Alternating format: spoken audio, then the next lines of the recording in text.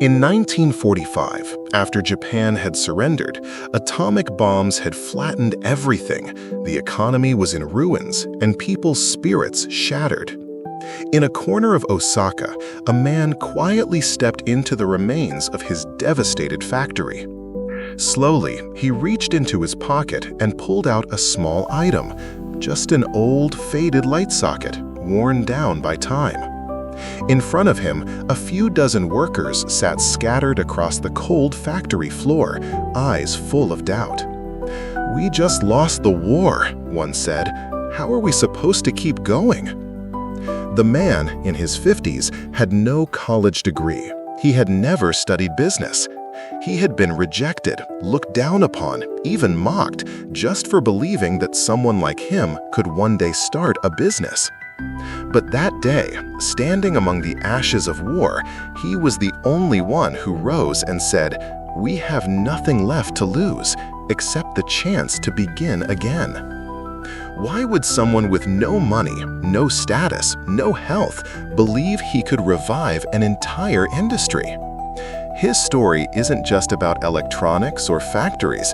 It's a quiet message for anyone who's ever hesitated and asked themselves, "Am I good enough to start? What if I fail?"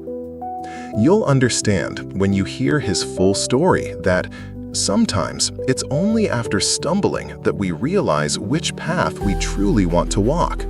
A person without a degree can still build an empire.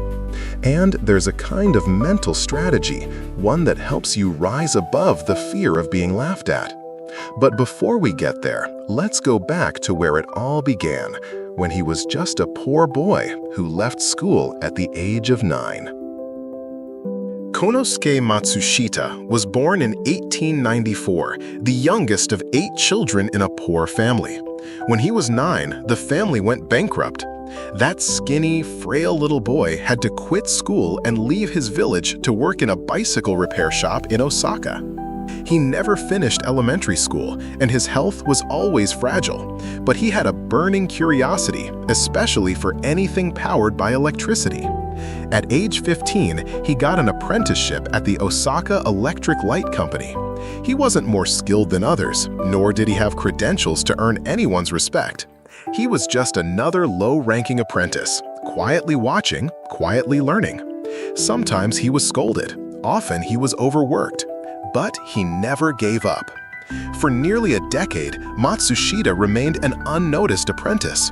He learned from the smallest tasks, how to connect wires, fix fuses, listen to customer complaints. Nobody saw potential in him. He wasn't a good speaker. He had no qualifications for promotion. But every day, he kept learning. He sketched designs he thought could be improved. By his early 20s, he became a skilled technician, got married, and began thinking beyond his monthly paycheck. But then he had a realization. If he stayed there, he would do the same job until the end of his life, never having the chance to test the ideas brewing in his mind.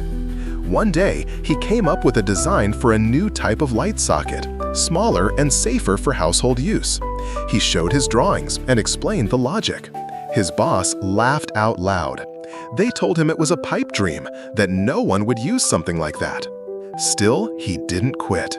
He went to work every day, but secretly kept refining the design at home. He hoped his boss would change his mind, or that someone else in the company would recognize its potential. But weeks passed. No one mentioned it again. His idea was left to gather dust in a desk drawer. That's when a new thought began to take root. If no one believes in me, I'll build it myself and prove its worth.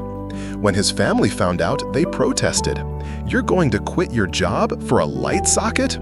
But his wife, though worried, chose to believe in him. Together, they started working from their tiny home. And it was in that cramped little room that he began to bring to life what everyone else thought was foolish. Why would a weak, uneducated man with no support dare to take that leap? Maybe he had seen something all the smarter people had missed.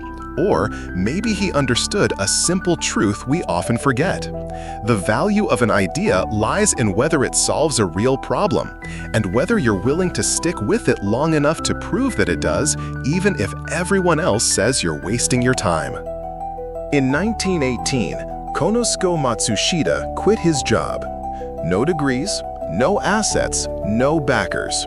Just one thing, a light socket he designed himself, and a belief that it would make Japanese households safer. With the little savings he had, he hired 2 assistants and started manufacturing light sockets at home with his wife. They made every unit by hand, every part from scratch. The 3 of them worked hard, dreaming of a brighter future. But no one bought them. Electronics stores refused to carry his product. They didn't believe an unknown nobody could make something better than the big companies. Matsushita started to doubt himself. He couldn't sleep. He even considered going back to his old job. Then one night, as he stared at the messy scribbles on his blueprint, his wife quietly poured him some tea and said, "You can be poor, but don't let your dreams be poor too." That line hit him like a slap in the face. Matsushita realized something. He wasn't afraid of failing because of losing money. He was afraid people would think he was foolish, afraid of being laughed at, afraid of being called a dreamer. But if he gave up just because of skeptical eyes, then yes, his dream would be poor, because it never even had a chance to live. And that was the moment he made his choice. If failure was the price to live true to what he believed, he was ready to pay. From that day on, he stopped dodging failure.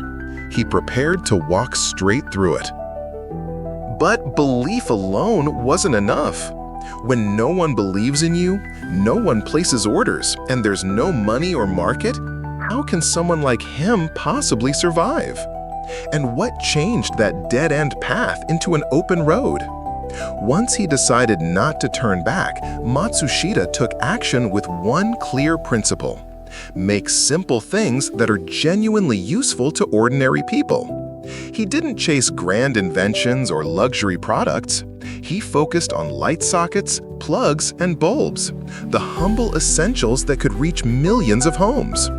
With no money for advertising, he went door to door to tiny shops, pitching in person. If a product broke, he fixed it himself. If customers hesitated, he let them try it for free. Not a single yen was spent on media. Only honest service. Every customer treated like a friend. Over time, the Matsushita name earned trust. Not because it was famous, but because it was dependable. Thanks to persistence and kindness, customers started coming back. Orders came in for more sockets, then plugs, then bulbs, then all kinds of household electronics. Production ramped up. He hired more people. Eventually, he rented a small workshop on the outskirts of Osaka. In just a few years, his humble workshop grew into a factory with dozens of workers. His products were now sold in electrical stores nationwide. He formally established Matsushita Electric Housewares. Everything was still handmade, but there was a system, a team, and most importantly, trust from customers. He also began writing down a philosophy to guide his business. Products must serve society. Not just selling what you have, but creating what people truly need. Then came war. World War II destroyed Japan. Thousands of companies went bankrupt. Matsushita's factory was bombed. Workers scattered. Many companies shut down. But he made a different choice. He shared his profits. Anyone who stayed would receive a stake in the company. He said, "If I try to keep it all to myself, I'll lose everything. But if I share it with others, I'll keep everything." No one said a word. They looked at each other, then looked at him. "We just lost the war. What are we going to work with?" Matsushita didn't answer right away. He slowly picked up a light socket, looking at it like he was staring at his younger self, 27 years earlier. A man who also started with nothing. Finally, he said, "We'll start again. with this light socket. And so they did. No investors, no new equipment. They reused what was left. They repaired old molds, rewired circuits, fixed tools. No one received full wages, but everyone worked with one belief. If they had built it once before, they could do it again. This time, though, they had a tested truth. If you serve real needs with persistence, trust will return. Within a few years after the war, Matsushita's products not only returned to Japanese shelves, they began to export overseas. The name Panasonic, first introduced as a sub-brand, would go on to represent Japan's global image: reliable, resilient, and affordable technology. Why did they succeed? Because they didn't chase instant results.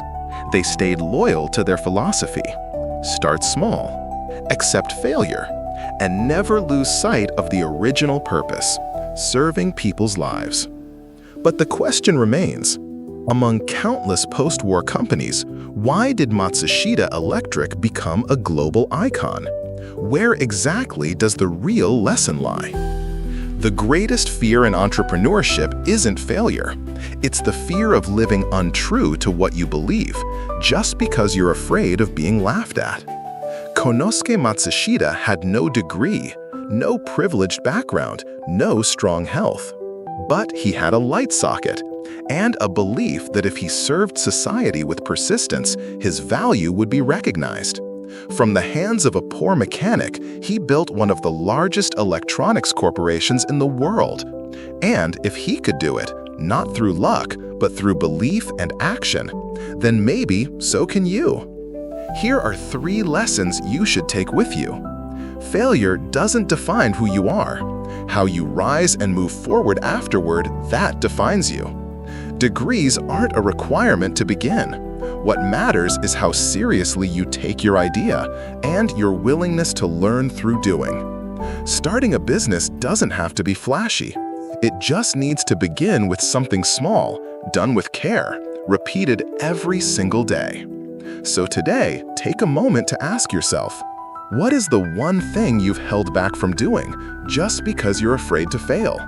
Write it down, look at it clearly, and ask yourself honestly, even if I fail, so what? Can I accept it if it means I stayed true to what I believe? If this story made you think differently, leave a comment about a time you stumbled or a time you hesitated to start just because you feared being judged. And if you'd like to hear more about people who started businesses in far tougher situations than yours, just say so in the comments. You might be surprised to learn. The person you admire most was once just as afraid as you are now.